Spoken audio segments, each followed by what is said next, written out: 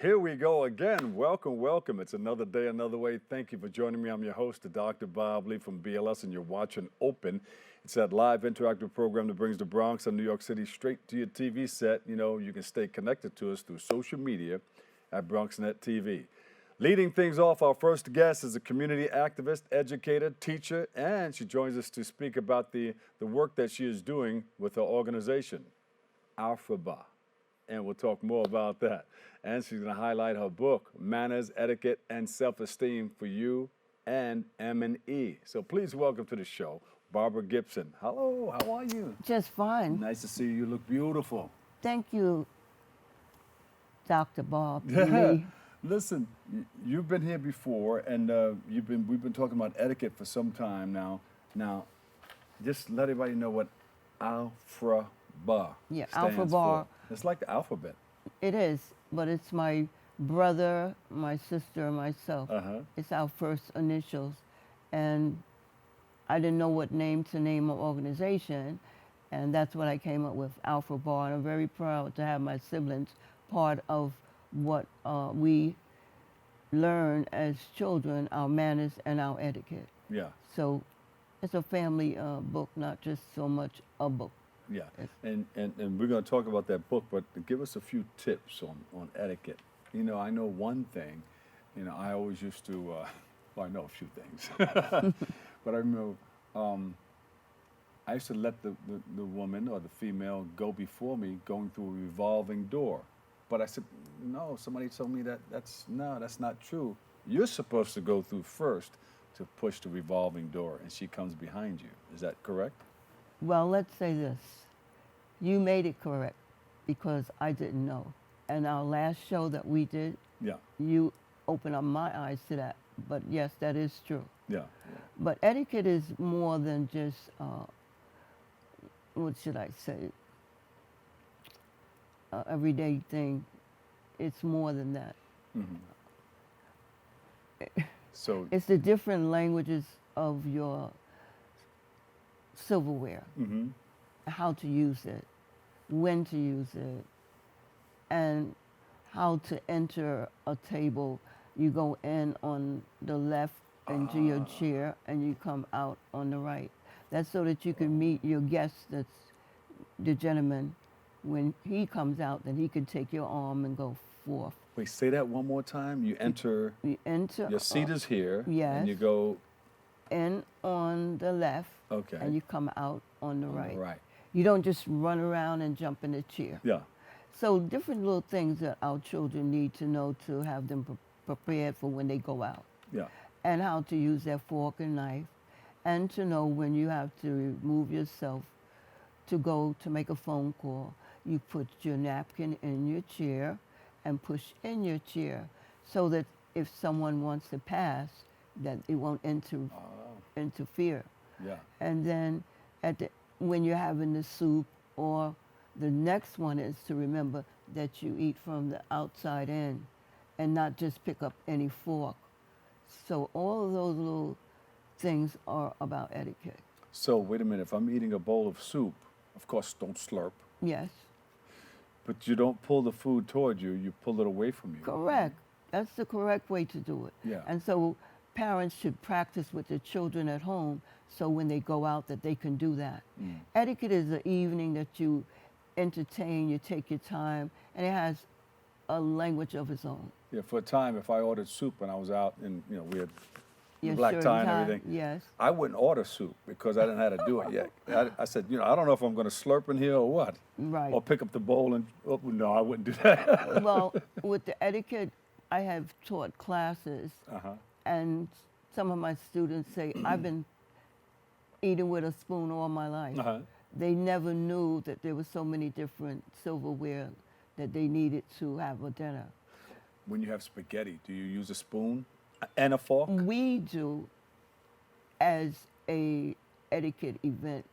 At home, you eat however you want to eat. But the proper way, yes, is to take the spoon and you twirl it around in the spoon and bring it to your mouth. And it's also, you can wear a napkin when you're having spaghetti. Oh, yeah. And also when you're having lobster. Ooh. So it's like twice that you usually use the napkin, Yeah. not any other time. And then you also use the napkin just to pat your mouth. You Right. do not use it for anything else. Now you come and sit down. You have a table of 10. Everything's set up for you. Sometimes people reach over and use somebody else's fork. But as a rule, I think I've learned, and you can probably help me with this, forks to the left. Yes, but the main situation is when you go to a beautiful setting, you might see some flowers or beautiful napkins. Yeah. You just have to remember it's from the outside in. Ah. It might be, say, fish, and then you see a fish fork there, or it might be another type of silverware there. But it's all about from the outside in, because you don't want somebody looking down at you saying, oh, you picked the wrong fork or whatever. And then another thing is when you're served, the silverware remains on the plate because the maitre d' or whoever's serving you will remove it. Your silverware never touches the tablecloth. The tablecloth, yeah. You never put soiled silverware back on the table. tablecloth. Yeah. It remains in your dish I know and why it'll be people, removed. I know why people do it. Because sometimes they got to wipe off the fork. Oh, I But they don't know wanna- about that. Yeah, but sometimes they just want to keep the one that they've been using. They don't Okay. wanna, I know. Well, but, there are certain times that you do keep that fork, yeah, but it's usually at a banquet or something else, Yeah. but not at a etiquette event. It will automatically remain in the dish.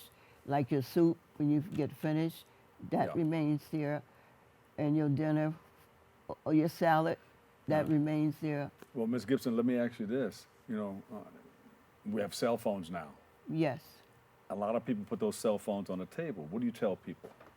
Well, it's like if it's not doing the proceeding of your dinner, then you can maintain it there. Because we have to go with the times. We have to Well, bend and blend. yeah. But other than that, we Bend would. and blend, all right. Yeah.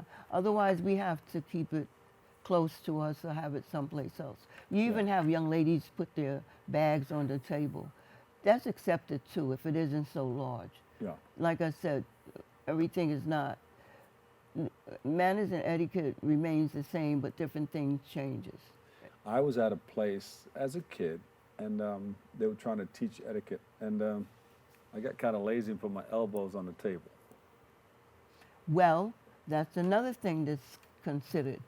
It's like before the dinner, if you're just sitting talking, you are allowed just to have your elbow there. But otherwise, during dinner, never. That's Never. a no-no for us. A guy took a fork and attempted to. No, you always ask someone to please pass something, and don't wait for them to look at you without you replying back with a thank you. So it's very important. Manners and etiquette goes together. They like, one goes together with the other. Manners, thank you. Pass something, etiquette. Yeah. Let's pull up her book. Let's see if we can pull up the book. I have one here. There it is right there. English and Spanish. Manners, etiquette. Oh, in Spanish, modelas. Etica. Etica. How do you say that in Spanish? It's manners, etiquette, and self-esteem Yeah. for you and for me. And I like it because you put it in both English and Spanish, and you know, if you go through it, it has both. It's really well written. It's taken me about a year and a half to get this book together because I worked with children all my life, and I had a wish on my bucket list, and that was number one, and I was able to accomplish that book. And it is in Spanish and English because the children that I taught were English and Spanish children. That's good. So I really want them to get that. And then I incorporated self-esteem because my children were lacking of knowing who they were and how to deal with their parents or their siblings. So it covers everything. I did not leave out anything. Yeah. It stands for social, life, self-skills. Yeah. And it's so important that we know that. Our behavior children, they should really have a self-esteem curriculum for them so Yeah. that they could read and know who they are. And we have such a variety of nationalities and different cultures here now that they need to know how and realize who they are. And that we have standards that we want our society to follow. Yeah. And hopefully my book will be part of that. Yeah, and of My course, goal was to reach as many children as possible, but this here is a family book. yeah, if you're going to go and to a banquet or something like that, everybody needs to be on the same page, on the Well, same plate. it would be nice to see that, Yeah, but we all have to learn how to do that. Mm-hmm. But our children or our society, they have better jobs, they have more money, and they're able to go out and really socialize now. Mm-hmm. Because we have some of the top entertainers that have source like me to come in and teach manners and etiquette to their children, so when they go out, they know how to behave and how to act, Yeah. and how to say yes and please and thank you and no. And it's so Perfect. important. Yes, it's very important. Where can we get this? Is it, you have a website where people can go to get more information? Well, I'm on Amazon Mm-hmm. and also Barnes and Noble. Yes.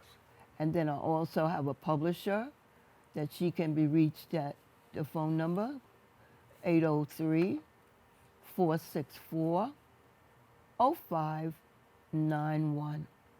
Her name is Miss West. All right. And I'm so proud to have had her to take on my title of my book, because very few people take different titles of different books, but she accepted mine. Self-Esteem for You and M&E. For you and me. And me. For you and me. For you and me. Yeah. For Because, us. right, because that's what it's all about. Us moving together in the same direction for a common cause. That's right. All right. And Miss Barbara Gibson, thank you so much. it's a Thank- pleasure. Come back and share more, okay? All the time, Mr. Bob Lee, Thank you. from the Boogie Down Bronx. Oh, there you go. Yeah, Barbara Gibson, community activist and author. We appreciate you and love you. thank you. Thank you.